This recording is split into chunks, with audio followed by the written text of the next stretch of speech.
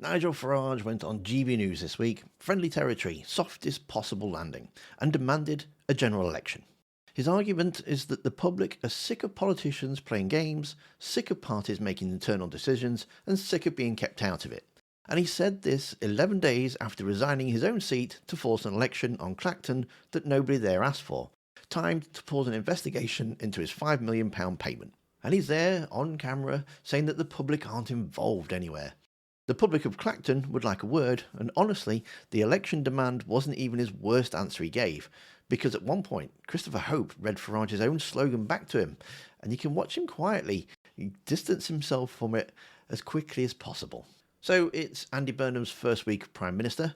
Day 1, VAT comes off electricity bills. Day 2, bus fares capped at £2, and Farage books himself onto GB News and Christopher Harborne to explain why all of this is terrible. That is not the 2024 Labour manifesto. This man has no mandate whatsoever, because I think the public are sick of this game of musical chairs.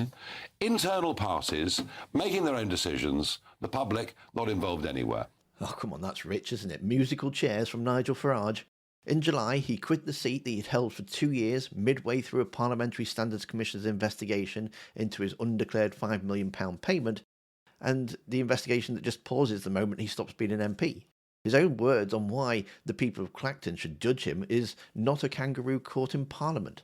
So the man lecturing the nation about elections being used as internal party manoeuvres has just engineered an election as an internal party manoeuvre.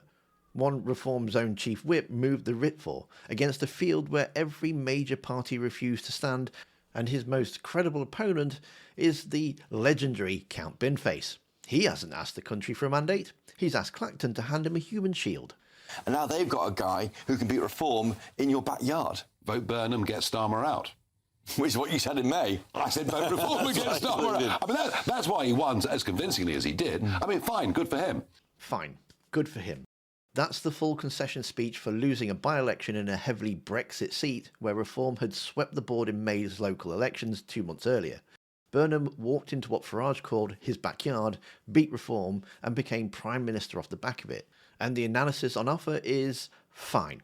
He then admits the north of England is going to be a great pitched battle between the two parties, which is a strange thing to say about a region you've just lost the straight fight in. Now, the bit that should worry anyone who takes Farage at face value. Hope points out that channel crossings are down by about a third. And you mentioned boats there. The trend, though, is down, isn't it? They're down by about a third. So surely you should welcome that, Nigel Farage.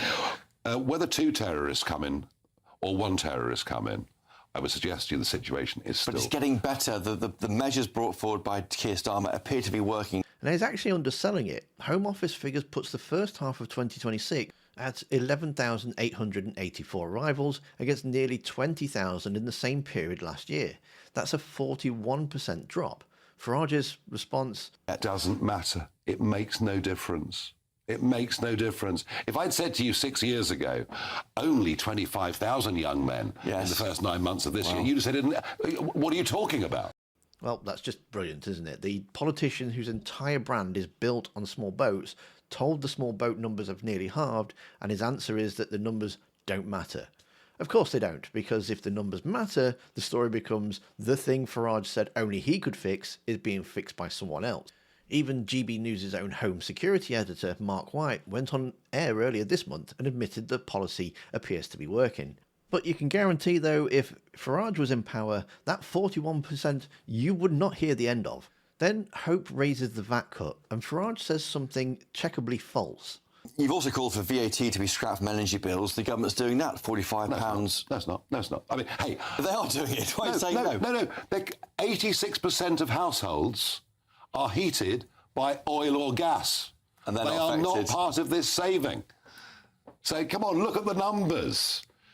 It is. VAT on household electricity goes from 5% to 0 in October. Farage's follow-up, that 80% of households are heated by gas or oil and are not part of the saving, is just wrong. Every household with an electricity bill gets the cut. The honest version of this point is that gas heating isn't included, and that's fair, and if he'd said that, I'd have no complaint. The policy is modest. The IFS reckons about £25 over the 6 months rather than the £45 headline. There's a real critique available in that money, but he just couldn't reach for it because the awkward truth is that it was his policy. Reform campaigned on scrapping VAT from energy bills. A Labour Prime Minister did a version of it in his first 24 hours, and Farage's instinct was to deny it was happening at all. Same with the buses. A third off every single fare outside of London, and it calls it Tweedledum Tweedledee. Mere gestures. The party of the working man sneering at the cost of a working man's commute. Bus fares are £3. The Tories put them to £2. Labour put them to £3, and now it's back to £2. You must support that, though, surely, for working people. It's Tweedledum and Tweedledee. It's the Uniparty playing a crazy game. On prisons, Farage offers one quick fix: deport 10,000 foreign nationals inside them. The number's roughly right. What comes next is the interesting part. He volunteers, completely unprompted, that he'd happily take British prisoners back from overseas as part of a trade. But then we may have other British prisoners overseas being sent back to our prison. I'll take that trade every day of the week. Every day of the week, I will take that trade. Yeah, we'll take back British people that have committed crimes. Yeah. In Sudan. Sudan. He named it himself. Nobody asked him about Sudan. And here's the problem. The Home Office's own commentary says returns to Sudan are currently on hold. It's one of the countries that we can't send back people to right now. So the quick option Farage is offering is, in the same breath that he's dismissing as easy, involves a country actively excluded from the returns process. He'll take that trade every day of the week, except it isn't a trade that's happening. And then the last question from his own side's presenter.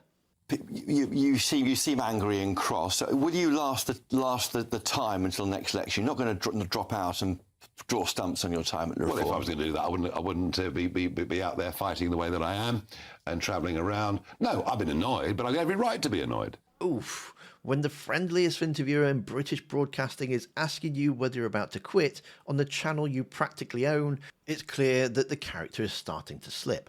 Farage wants an election for the government, an election for the country, elections for everyone, except the one process actually examining him, which he's paused by triggering the only election in Britain that he cannot possibly lose.